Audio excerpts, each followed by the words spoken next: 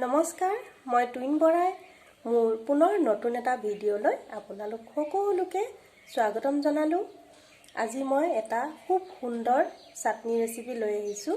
এই ভিডিঅ'টো আপোনালোকে শেষলৈকে চাই থাকিব আৰু যদি ভাল পায় লাইক কৰিব, শ্বেয়াৰ কৰিব আৰু লগতে সাবস্ক্ৰাইব কৰিব। বিলাহী সৰু সৰুকৈ কাটি লৈছোঁ, জলকীয়া কেইটামান লৈছোঁ, ধনিয়া এমুঠি লৈছোঁ, এনেদৰে মই ডাঙৰকৈ কাটি লৈছোঁ,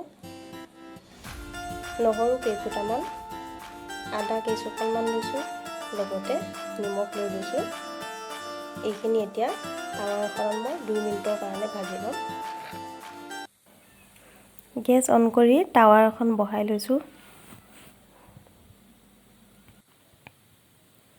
টাৱাখন গৰম হৈছে। এতিয়া ইয়াত মই চামুচ পাতেৰে 1 চামুচ তেল দি দিম। এই চাটনিটোৰ বাবে তেল 1 চামুচেই যথেষ্ট, ইয়াতকৈ আৰু বেছি তেল দিব নালাগে।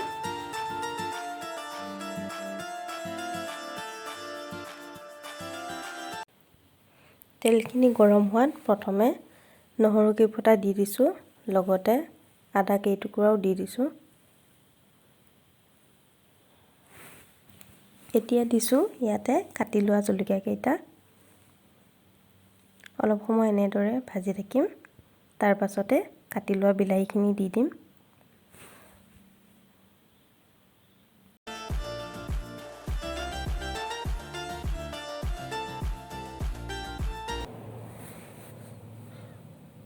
বিলাহীখিনি আধা সিজিছে। এতিয়া ইয়াত ধনিয়া দি লৈছোঁ।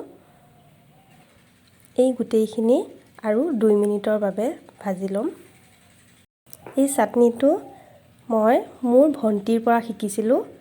তাই মোক এদিন বনাই খুৱাইছিলে, সেয়ে ভাবিলোঁ আপোনালোককো দেখাওঁ। মই খুবেই ভাল পাওঁ এই চাটনিটো খাই। আপোনালোকেও নিশ্চয় খাই ভালেই পাব। একেবাৰে শেষত মই নিমখ 1 চামুচ দিছোঁ, কাৰণ প্ৰথমে নিমখ দিলে ইয়াৰ আন্দাজটো বুজি পোৱা নাযায়, সেইকাৰণে মই একেবাৰে শেষত দিছোঁ। এইখিনি হৈ গৈছে। ইয়াতকৈ আৰু বেছি ভাজিব নালাগে। এতিয়া মই ঠাণ্ডা হ'বৰ বাবে প্লেট এখনলৈ নমাই ল'ম। এইখিনি ঠাণ্ডা হৈছে। এতিয়া মিক্সি বাতি এটাত গ্ৰাইণ্ড কৰি ল'ম। এইখিনি ভালদৰে গুড়ি হৈ গ'ল। এতিয়া বাতি এটালৈ উলিয়াই ল'ম।